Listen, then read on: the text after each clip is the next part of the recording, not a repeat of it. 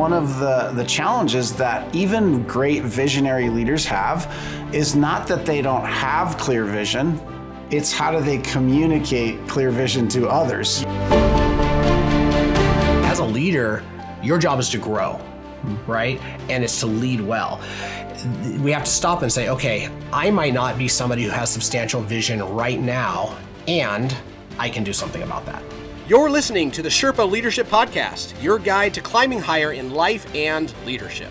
I'm Reed Moore, and alongside Chase Williams, we're here to help you break through obstacles, scale your potential, and lead with greater clarity and purpose.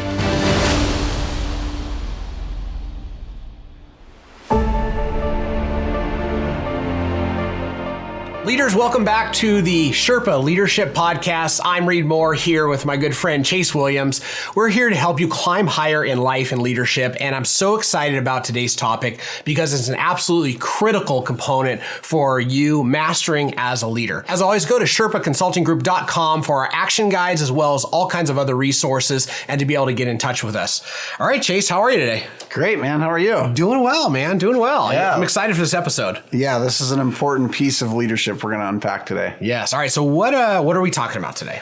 Well, we're talking about vision, really, but it's kind of modeled under this I serve leadership model that we follow. And the S in I serve is see and shape the future. Yes. Kind of another way of saying vision. Right.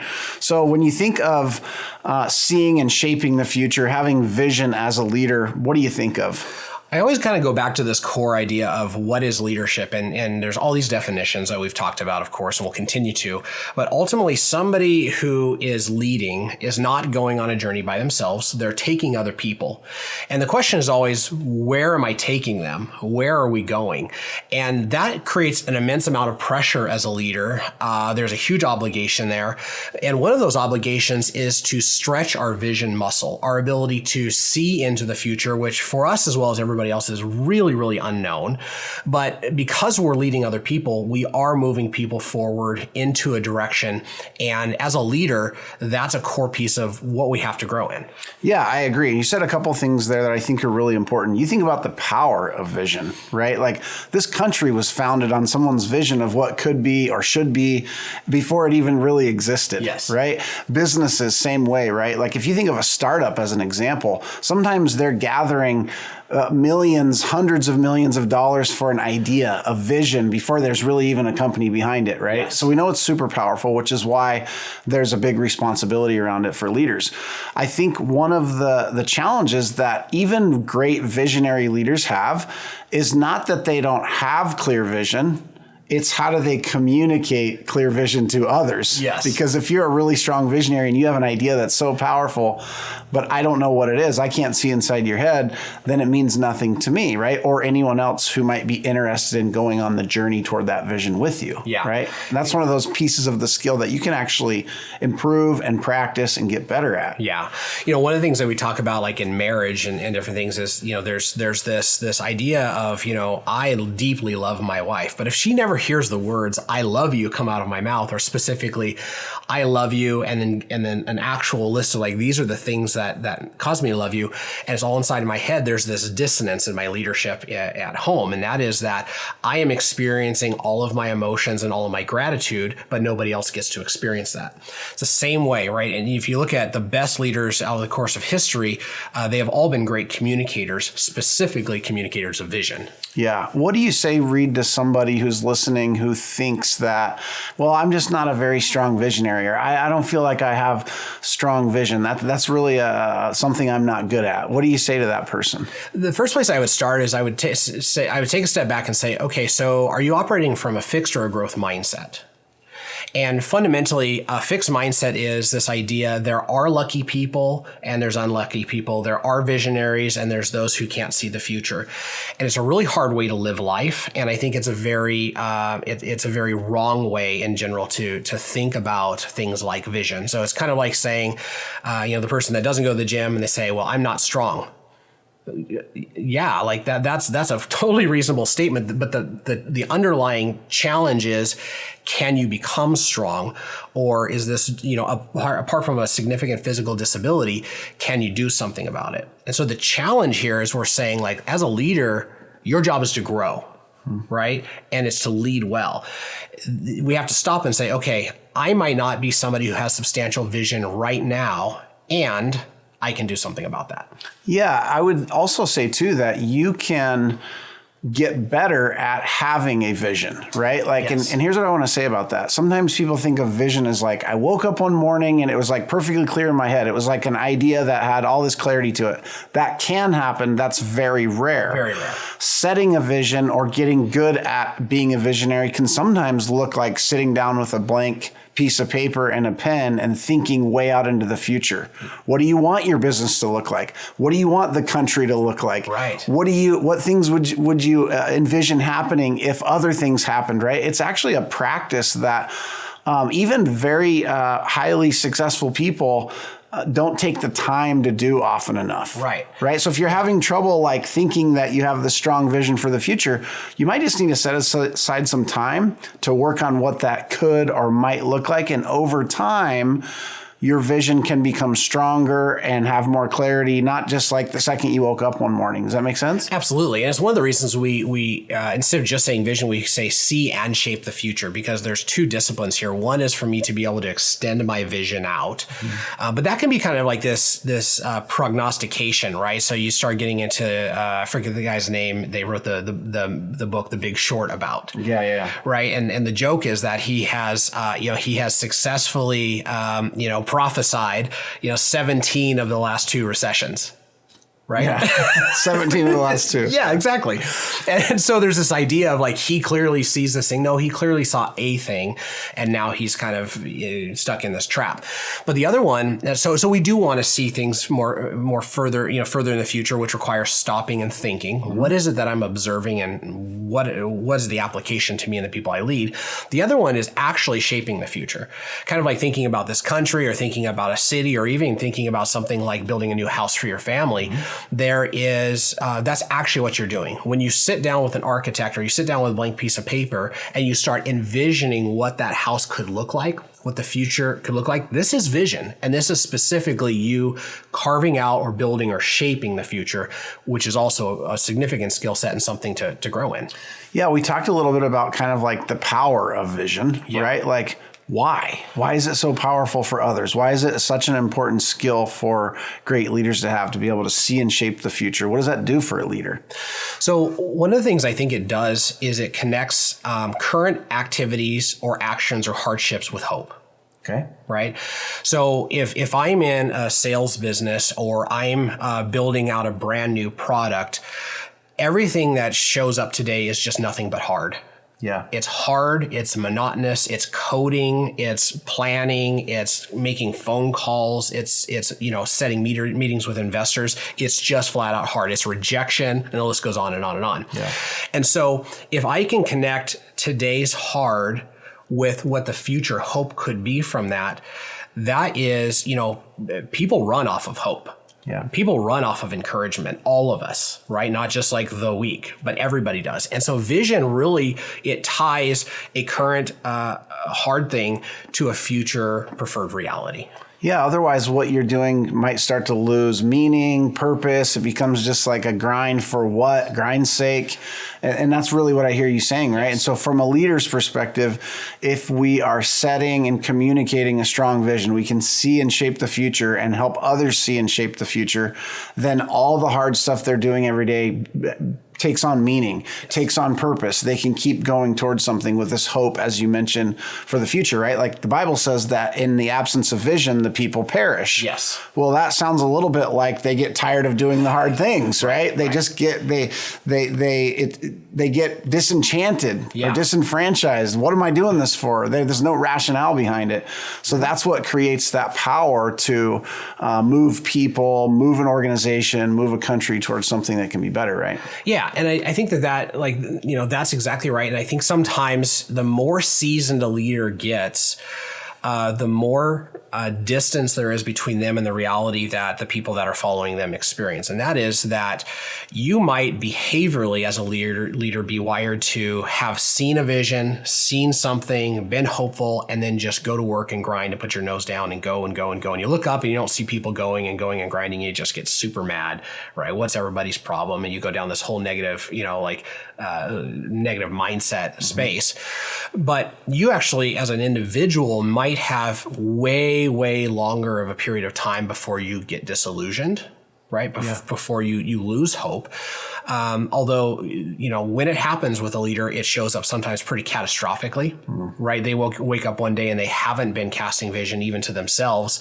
And it's really dark and really hopeless. Yeah. So it applies and it's important for the leader as well. But the other piece of this is that as a leader, you have processed it and thought it through so much sometimes that you just forget, again, that you haven't talked about this externally. And there's kind of this desire of why doesn't everybody just figure this out for their own life? Well, you're the leader, right? Fundamentally, they're looking at you and saying, hey, you pointed us in a direction and now you got to help us stay clear because we decided to move a part of our life at least forward with you at the helm. Yeah. So, okay, I've got this strong, clear vision. I stood up in front of the company and I communicated it really powerfully. Am I done? You are done as a company if that's it. Okay. Yeah, that's the deal. Okay. So we as people are we have a significant challenge hearing something for the first, second, third, fourth, 10th time. Right. So kind of, there's all kinds of different metrics that get thrown out from stages. Patrick Lencioni says people literally don't hear anything that you say until you've said it at least 13 times. I don't know if that's scientific or not, but I think leaders that ultimately do a good job casting vision make peace with a pattern. And that is you say something long enough that you get sick and maybe even embarrassed that you're saying it again.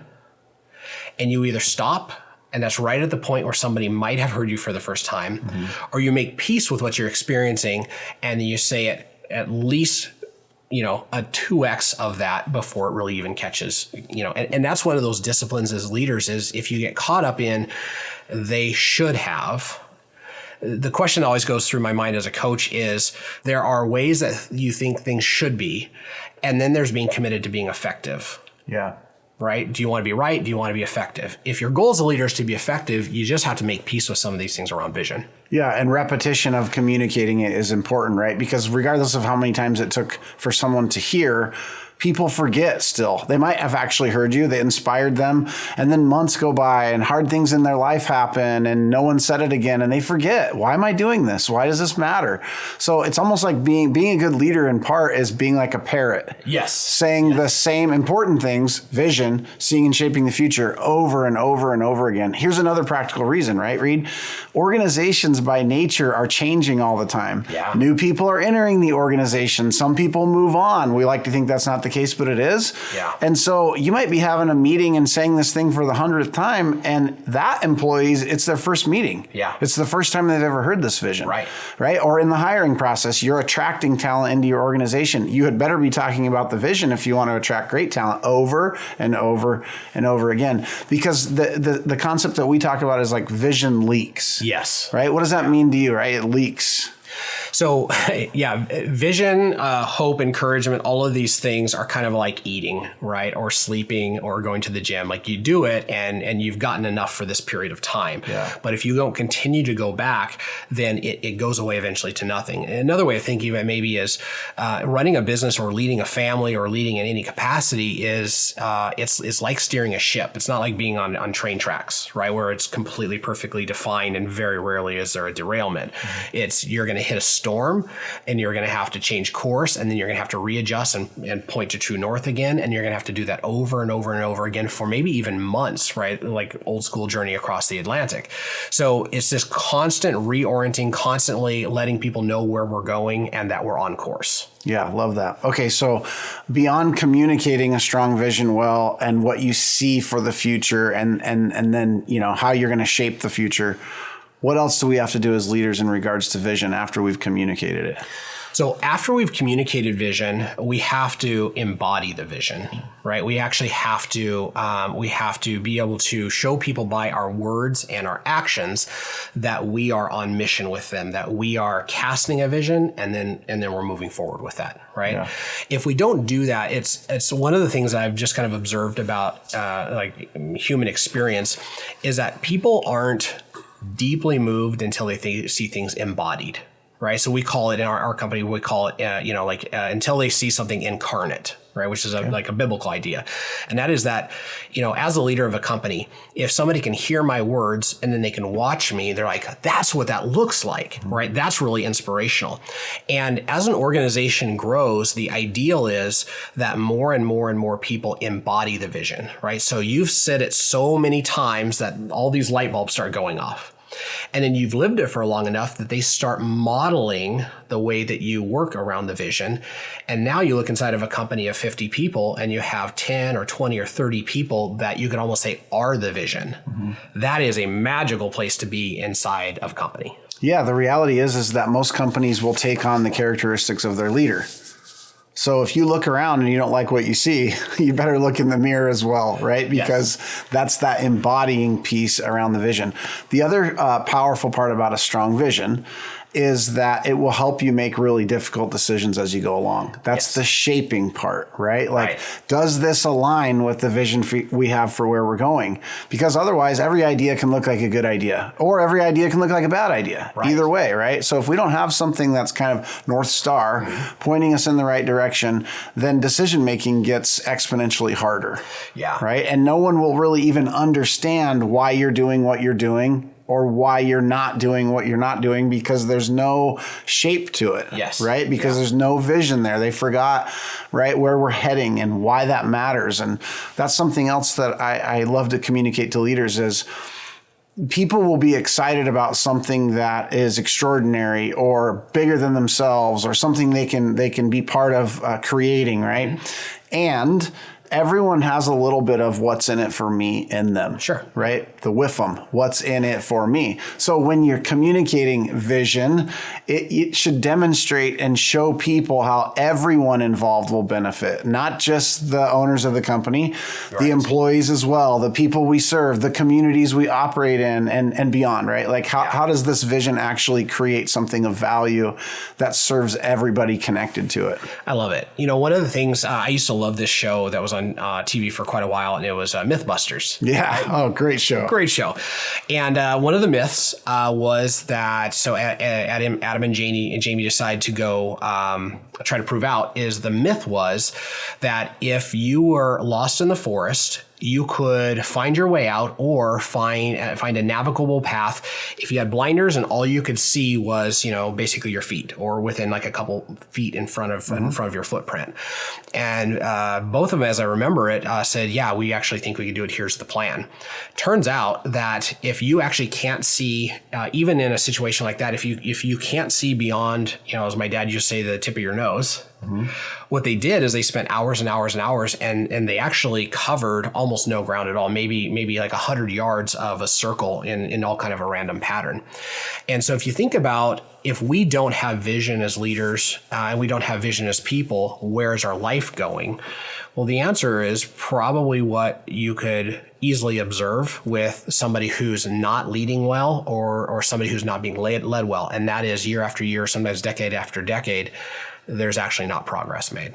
Yeah, love that. And you've heard it said before, maybe like if the vision's strong enough, we'll find a way, something like that, right? I believe that's true, right? But the opposite is also true, which is what you're describing. If I'm just looking straight down and walking, I can get somewhere, but I just don't know where. Right. And I've seen this happen with business owners and entrepreneurs over the years. You have too. It's like they actually keep their head down so much, never look up, that they have some level of success in certain areas and they can go years, decades. And when they finally look up, they're not always happy with where they've arrived. Right. And it doesn't mean they didn't have some successes by a lot of people's measure along the way, whether that's income or profit or whatever, but they got to a destination that they don't really like all of a sudden. Yeah. Right. And so that's kind of the danger of that. I want to tell you like a quick story of where I experienced the power of vision and then the power of not having vision. So I took over a company a number of years ago, a decade ago, as the primary leader of the company. And there was already kind of a strong vision there that I had gotten from the person who hired me into the role. And he articulated the vision well. Here's where we're going as a company. Here's the size that we want to get to. This is actually a real estate brokerage, right? Yeah. And the idea was we're going to go to 300 plus real estate agents. And we were a third of that size at the time, which was already pretty big.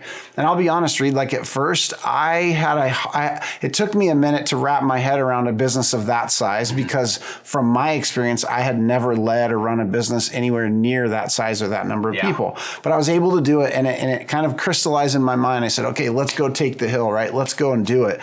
And so I got to work on casting that vision to the rest of the organization and talking about, why that number actually mattered and the market share that it would give us and the what's in it for me type of things for all the agents that would be connected to that.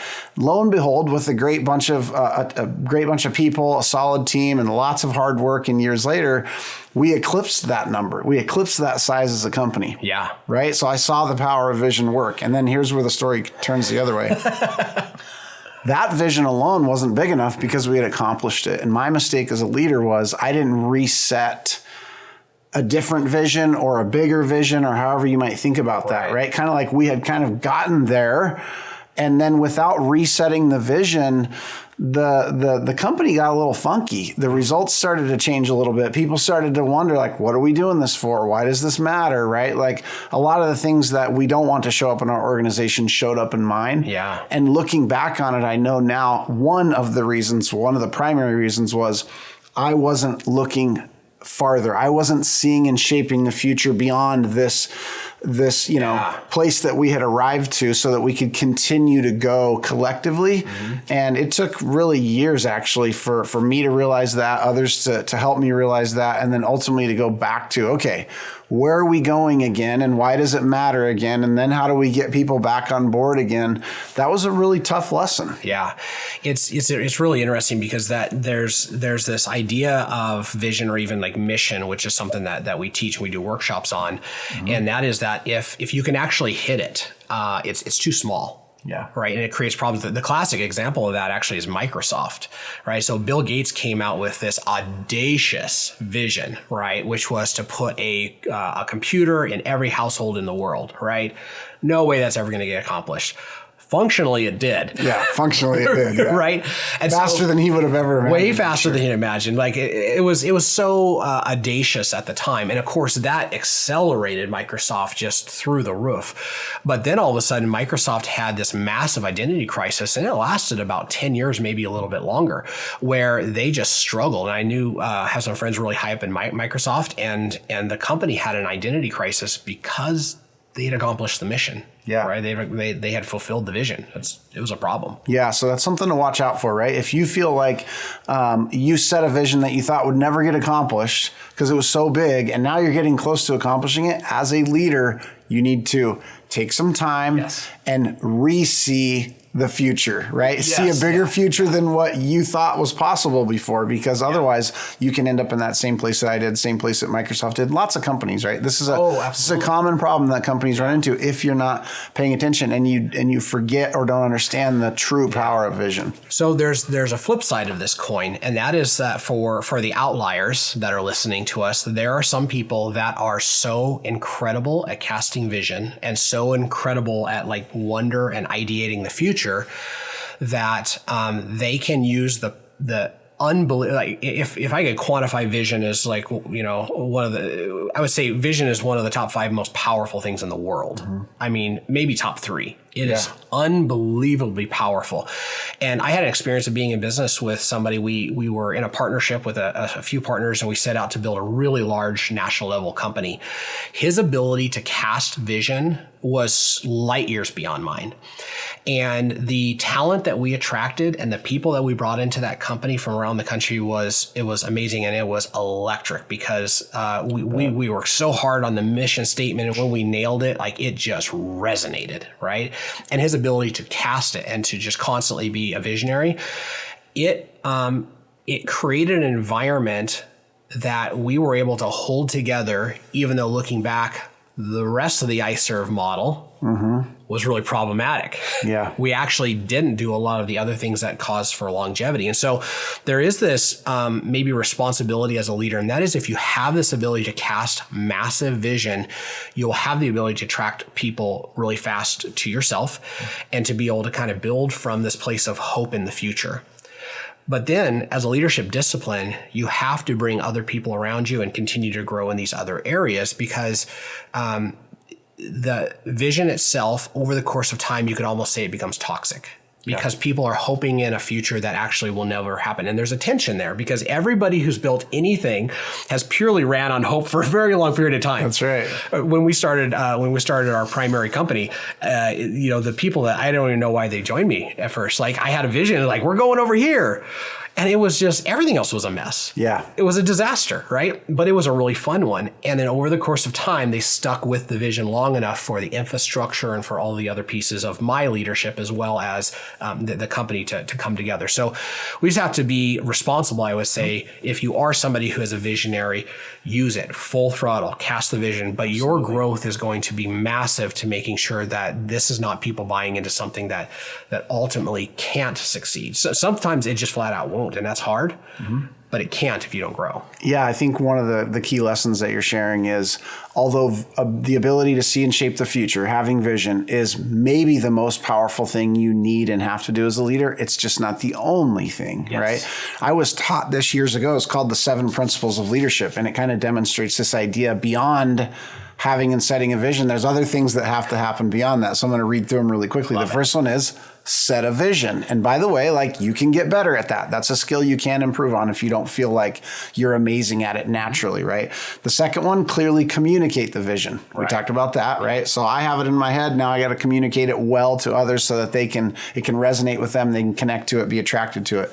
Number 3 is recruit a team to the vision, right? Awesome. There might be a lot of people that actually get excited about your vision and are attracted to your vision, but you've got to recruit the right team. Yeah. Not everyone's going to be the perfect fit or even the right fit as you go along accomplishing the vision, right? After you've recruited a team, you have to define each person's portion of the vision, right? Like their role in achieving the vision. Yeah. So they all got attracted about this thing we're going to go and do, or this place we're going to end up. Now we got to just start defining each person's role so that they can get into action shaping it, right? That means you have to also empower people to achieve the vision. As a leader, it's not about just the things that you do. It's not about just the shaping that you do. It's ultimately about the shaping that others do too, right? So that's that empowerment piece. Number 6 is measure, track, and hold people accountable to the vision, right? Yeah. That's a whole episode in and of itself, right? This idea of accountability. It doesn't feel very vision-y. Yeah, it sounds hard and accountability-y. That's exactly right. I'm sure we'll get the chance to unpack that. Yeah. And of course, the 7th one is respond quickly when issues arise that threaten the vision. Such a big deal. Right? Yeah. It tells us like, ooh, that's not going to work because that's not part of where we're going, or that doesn't help us get where we're going. If you make the mistake of inviting someone into your company or your world that actually doesn't want to go there, as an example. Sometimes that can turn toxic, not always, but it can just be an anchor without being toxic. As a leader, it's your job to go and solve those issues. Yeah. Either get those people on board by re-articulating the vision, right? Like re-engaging them in why they were passionate about it in the first place, or frankly identifying that they just flat out don't want to go there, and they're not going to be an asset or a resource to the company. That can actually be a hindrance, an anchor, or toxic to the place that the rest of us want to go. Yeah, absolutely. Okay, so let's land the plane with some practical, how do I grow in my ability to cast vision? Like, how do I grow in my ability to bring people along with the vision? Well, I think I mentioned one thing before, and that's set aside time to think about the future, your future, right? And maybe it's vision for your family. Maybe it's vision for your financial situation or the wealth you want to build. It could be for your organization. That's a lot of what we talk about. But actually take time, block time, right? Like this is called thinking time. If you've read the book, The Road Less Stupid, thinking time. That's what Keith Cunningham calls it. This can be used for getting better at actually thinking about what it can look like 10 years from now, 50 years from now, 500 years from now. Stretch yourself, right? It's kind of like a muscle. Practice doing that. And articulating what that looks like. So if you start to see it, but it's kind of fuzzy, like articulate what it might look like. Because you can change it, you can tweak it as you go. But the more detail that you can get down or think through, the better you can then communicate and articulate that. It just creates color and it creates contrast for the other people that eventually you're going to start communicating this to. And that's the other thing I would say is get to work practicing communicating it. Share it with a friend. Ask them what they think about it. See if it stirs something in them that you're hoping that it would. Because if it's not, you can tweak it. You can change it. You can say it differently. It doesn't have to be a different vision. You might just need to communicate it differently. It's really like anything else, Reed. Like practice makes perfect. We've heard that. Well, I don't know if perfect's the right word, but practice definitely makes better. And so get to work in sharing that, casting that vision with people that you trust, those that are close to you, and let them help you kind of give some feedback and help you tweak it, improve it, make it better. I love it. A couple things I'd probably add to that is number one is, as a leader, just set it in your mind that every time I open my mouth, it's to cast vision. There's always a reason that I'm going to talk, but it's always secondary. And that is that every time I open my mouth to talk to somebody in a meeting, talk to somebody in front of my people, it's an opportunity to recast the vision, opportunity to reset the vision. And it's not always the same talking point every time, but it's taking this conversation and tying it to vision, taking this conversation and tying it to vision, taking this action that you just saw in that person and tying it to their future. Every time I get the opportunity, it's a chance to tie it to vision. So then it kind of erases this question of, have I talked about this enough? It's no, every single time you open your mouth, it's to cast vision, it's to cast vision, it's to cast vision. Secondly, something I've just experienced over the years is if I have a new vision to cast or a new thing to work on, I think I'm just going to double down on your last thing. And that is, I'm going to go and talk about it with people I trust when it's still clunky. I'm going to say, hey, Chase, what do you think about this idea? And I'm going to pitch it with like, here's all my energy. And you're going to look at me like, let's beat that up a little bit. Try again, right? And so then I'm just going to say it again and again. And somewhere around, the 20th time, it's refined enough that all of a sudden it's not just clear in my mind, but the other person's like, oh, that makes sense. Now I have the beginning of my talking points. Yeah, love that. Awesome. What else? Anything to close us out on vision? I think that's it. Like, well, there's 80 more hours of vision that we'll get to over time. But functionally, I think this is the lay of the land, and that is seeing and shaping the future. It really, really matters to you and your business and your people. Absolutely. And secondly, it's a skill that can be developed. It's not an inherent trait that only some people have. You are a visionary, right? You are a visionary. That's a growth mindset. Yeah. You can get better at it, but saying you're not one is almost like saying you're not a leader. It is. Thanks for listening to the Sherpa Leadership Podcast. If this episode inspired you, we hope that you'll subscribe, leave a review, or share it with a fellow leader. For more resources and tools, you can go to sherpaconsultinggroup.com. And remember that leadership is a journey. Every step you take matters. Keep climbing. We'll see you next time.